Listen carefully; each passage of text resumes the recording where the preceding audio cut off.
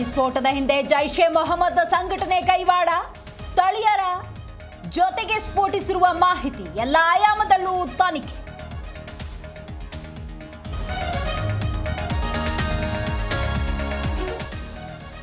ದೆಹಲಿಯ ಕೆಂಪುಕೋಟೆ ಬಳಿ ಸ್ಫೋಟ ಪ್ರಕರಣ, ಕೆಲವೇ ಕ್ಷಣಗಳಲ್ಲಿ ಅಮಿತ್ ಶಾ ನೇತೃತ್ವದಲ್ಲಿ ಸಭೆ, ಭದ್ರತಾ ಪಡೆಗಳ ಮುಖ್ಯಸ್ಥರು ಭಾಗಿ.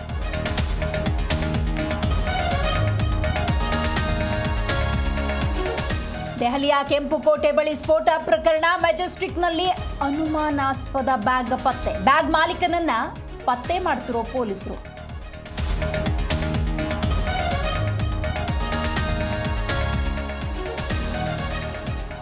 ಪರಪ್ಪನ ಅಗ್ರಹಾರದಲ್ಲಿ ರಾಜಾತಿಥ್ಯ ಪ್ರಕರಣ, ದಯಾನಂದ ಟಾರ್ಗೆಟ್ ಮಾಡಿ ವಿಡಿಯೋ ಲೀಕ್, ಸಸ್ಪೆಂಡ್ ಮಾಡಿಸಿ ದ್ವೇಷ ತೀರಿಸಿಕೊಳ್ಳಲು ಸಂಚು.